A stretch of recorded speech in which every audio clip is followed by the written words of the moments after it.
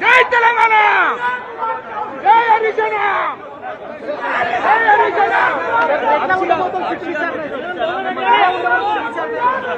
ఎలా ఉంటుందో చూద్దాము. వాళ్ళు ఇదంతా రాజకీయ drama, it's all political gimmicks. Revanth Reddy direction, sit action. ఎవరు తెలియదు బాస్. అడ్వకేట్ బాబు, అడ్వకేట్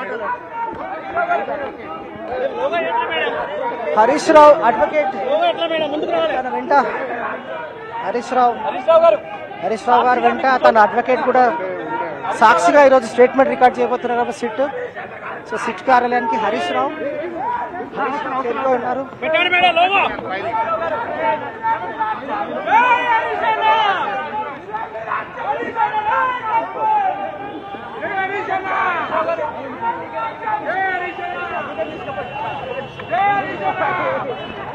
హరీష్ రావు సిట్టు విచారణకు లోనికి వెళ్తా ఉన్నాడు.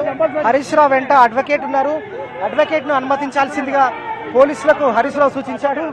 సో హరీష్ రావు ఒక్కరే ప్రస్తుతం లోనికి వెళ్తా ఉన్న విజువల్స్ మనం ఎన్టీవీ స్క్రీన్ పైన ఎక్స్క్లూజివ్ గా గమనిస్తా ఉన్నాం.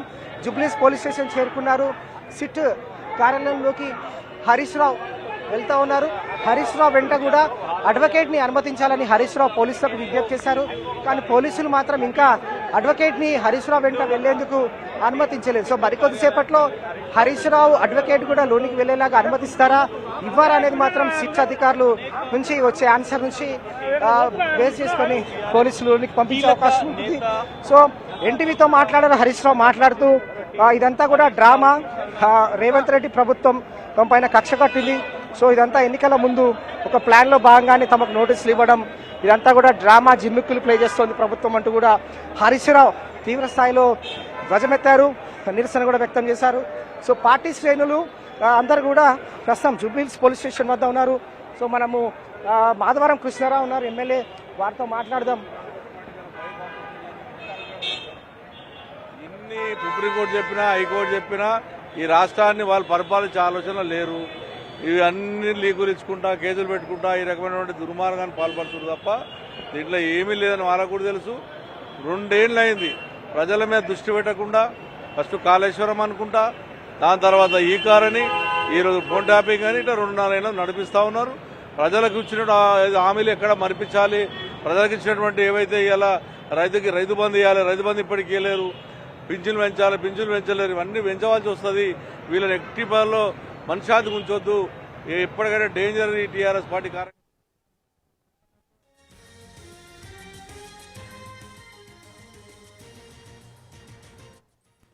రేవంత్ రెడ్డి గారు వాళ్ళ కుంభకోణాలు, వాటాల పంచాయతీలు అన్ని కూడా బట్టబయలైతా ఉంటే ప్రభుత్వం పరువు పోతా ఉంది.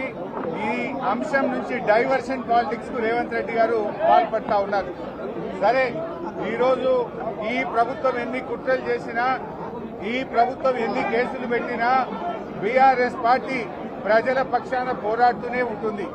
గతంలో రైతు రుణమాఫీ చేయలేదు. రాష్ట్రంలో 40% మందికి కూడా రైతులకు రుణమాఫీ కాలేదు.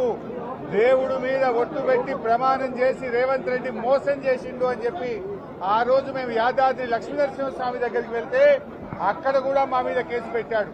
రుణమాఫీ చేయలేదని అడిగితే కేసు పెట్టాడు. మానకొండూరుకు వెళ్లి మానకొండూరులో 6 గ్యారెంటీలు అమలు కాలేదు, 6 గ్యారెంటీల పేరిట ప్రజల్ని, అవ్వ తాతల్ని మోసం చేసినావు, అక్క చెల్లెల్ని మోసం చేసినావు, విద్యార్థులను మోసం చేసినావు, నిరుద్యోగుల్ని మోసం చేసినావు అని మానకొండూరులో మాట్లాడితే నా మీద కేసు పెట్టాడు.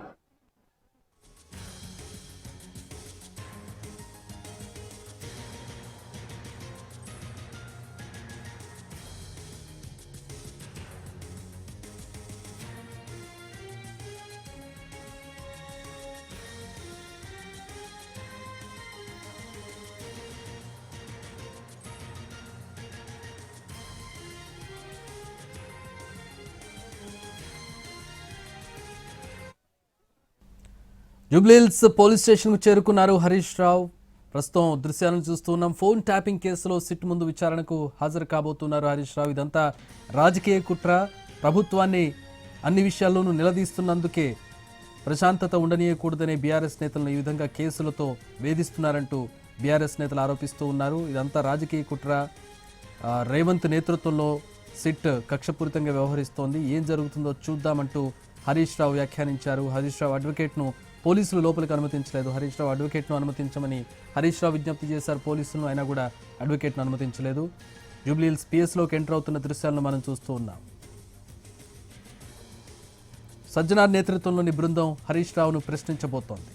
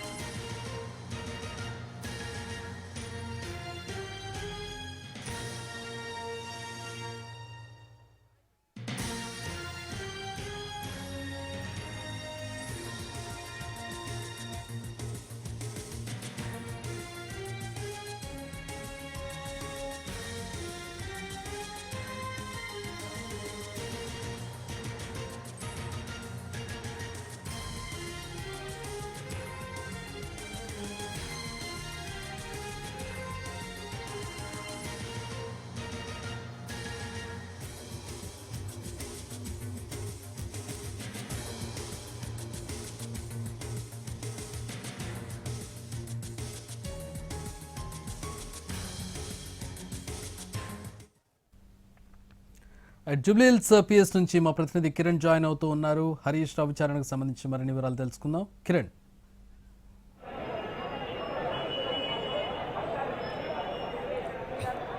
కొద్ది నిమిషాల క్రితమే BRS party MLA Harish Rao SIT కార్యాలయం లోనికి వెళ్లారు. సిట్ విచారణ ఎదుర్కొంటున్నారు. కొద్ది నిమిషాల క్రితమే సిట్ అధికారులు విచారణ స్టార్ట్ చేశారు. సో హరీష్ రావును ఏం ప్రశ్నిస్తా ఉన్నారు సిట్ అధికారులు, తర్వాత ఎంతసేపు ఈ విచారణ జరగబోతుంది? ప్రస్తుతం ఈ ప్రశ్నలు తెరపైకి వస్తూ ఉన్నాయి కాబట్టి ఫోన్ ట్యాపింగ్ కేసు వెలుగులో వచ్చిన తర్వాత సిట్ దూకుడు పెంచింది చేకి. ఈ ఫోన్ ట్యాపింగ్ కేసులో అనూహ్య పరిణామం చోటు చేసుకుంది. వాస్తవానికి ఇది రెండు తెలుగు రాష్ట్రాల్లో సంచలనం రేపిన తర్వాత ఒక్కొక్కరిని అంటే ఈ కేసులో పోలీస్ అధికారులు అరెస్ట్ చేసిన తర్వాత వారి నుంచి స్టేట్మెంట్ రికార్డ్ చేశారు సిట్ అధికారులు. ఆ తర్వాత విక్టిమ్స్ ఎవరైతే ఉన్నారో గత ప్రభుత్వం హయాంలో ప్రస్తుత అధికారంలో ఉన్న పార్టీ నేతలకు సంబంధించి స్టేట్మెంట్ కూడా రికార్డ్ చేశారు సిట్ అధికారులు. So BRS party MLA Harish రావుకు నోటీసులు నిన్న జారీ చేశారు. నిన్న నోటీసులు ఇష్యూ చేసిన తర్వాత ఈరోజు 11 గంటలకు సిట్ కార్యాలయం రావాలని ఆదేశించారు. సో ఆదేశాలు అందుకున్న కాపీ అందుకున్న హరీష్ రావు ప్రస్తుతం జూబ్లీహిల్స్ పోస్ట్ చేస్తున్నారు. హరీష్ రావు వెంట కూడా ఇటు పార్టీ శ్రేణులు, ఎమ్మెల్యేలు, మాజీ మంత్రులు, అలాగే ఎమ్మెల్సీలు, కార్పొరేటర్లు, అభిమానులు అందరూ కూడా సిట్ కార్యాలయం చేరుకున్నారు. సో ఒక్కసారిగా పోలీసులు అలర్ట్ అయ్యారు. ముందస్తు చర్యల భాగంగా 3 అంచెల భద్రతను కూడా ఏర్పాటు చేశారు. బీఆర్ఎస్ పార్టీ ఎమ్మెల్యే హరీష్ రావుకు సిట్ నోటీసులు ఇచ్చిన తర్వాత ప్రస్తుతం అయితే సిట్ అధికారులు విచారిస్తున్నారు కాబట్టి జూబ్లీహిల్స్ పోలీస్ స్టేషన్లో సిట్ విచారణ కొనసాగుతుంది. నగర సిపి సజ్జనార్ నేతృత్వంలో ఏర్పాటైన ప్రత్యేక సిట్ బృందం ప్రస్తుతం అయితే హరీష్ రావును విచారిస్తోంది.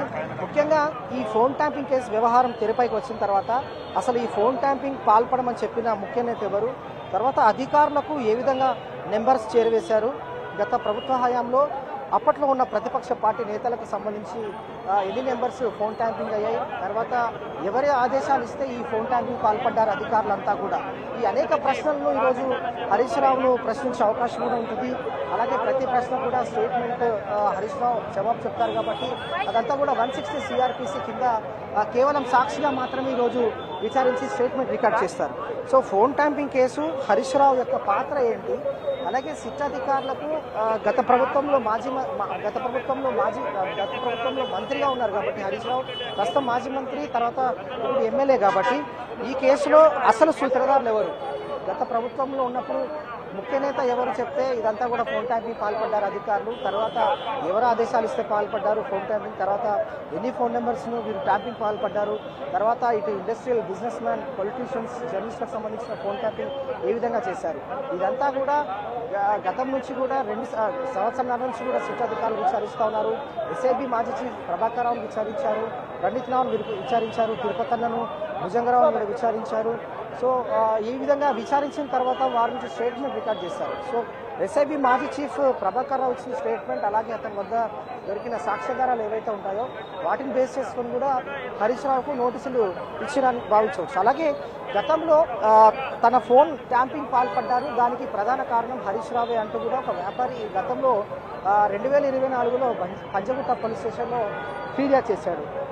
పోలీసులు కేసు ఫైల్ చేశారు. ఆ తర్వాత ఈ కేసుకు సంబంధించి కూడా హైకోర్టు వెళ్ళింది, హైకోర్టు వెళ్ళిన తర్వాత సుప్రీంకోర్టు వెళ్ళారు, సుప్రీంకోర్టు వెళ్ళిన తర్వాత కూడా ఇది కొట్టివేశారు కేసు. ఈ కేసులో తన ప్రమేయం లేకున్నా కూడా ఈరోజు తనను కక్షపూరితంగానే రేవంత్ రెడ్డి సర్కార్ తనను పిలిచింది, ఇదంతా కూడా డ్రామా, ఎన్నికల ముందు ఈ విధంగా జరుగుతుందంటూ కూడా హరీష్ రావు స్టేట్మెంట్ ఇచ్చారు. సో అలాగే ఒక ఛానల్ ఎండీకి సంబంధించి కూడా అతను స్టేట్మెంట్ ఇచ్చారు. కాబట్టి అసలు ఈ కేసులో హరీష్ రావు యొక్క పాత్ర ఏంటి, తర్వాత ముఖ్య నేత ఎవరు చెప్పేదంతా కూడా ఫోన్ ట్యాంపింగ్ వ్యవహారం అంతా పాల్పడ్డారు అధికారులు అనేది మాత్రం అది నివృత్తి చేయాల్సిన అవసరం ఉంటుంది.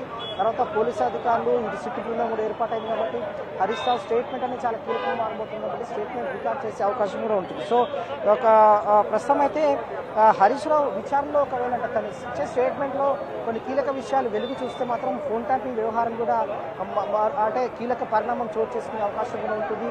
హరీష్ రావు ఏం చెప్తారనేది మాత్రం ఒక ఉత్కంఠ రేపుతుంది కాబట్టి సిట్ అధికారులు అడిగే ప్రశ్నలు అనేది కూడా సమాధానం చెప్పబోతా ఉన్నారు హరీష్ రావు.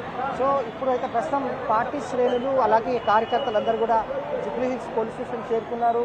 ప్రస్తుతం జూబ్లీ హిల్స్ పోలీస్ స్టేషన్ వద్ద కూడా ట్రాఫిక్ డైవర్షన్స్ ప్రస్తుతం అయితే ట్రాఫిక్ డైవర్షన్ అయింది. తర్వాత హరీష్ రావు లోనికి వెళ్ళాక కూడా యథావిధిగా ట్రాఫిక్ కూడా రాకపోకలు సాగిస్తూ ఉంటారు. కానీ Jubilee hills police station entry వద్ద అలాగే బ్యాక్ సైడ్ కూడా సేమ్ 3 అంచెల భద్రతను ఏర్పాటు చేశారు పోలీసులు అలర్ట్గా ఉన్నారు. ఎందుకంటే ఒకవేళ విచారణ కనుక ఆలస్యమైనా లేదంటే విచారణ సుదీర్ఘంగా జరిపినా కూడా ఒకవేళ పార్టీ కార్యకర్తల నుంచి నిరసన వ్యక్తమయ్యే అవకాశం ఉంటుంది, అలాగే ధర్నా చేసే అవకాశం ఉంటుంది కాబట్టి ముట్టడించే అవకాశం ఉంటుంది కాబట్టి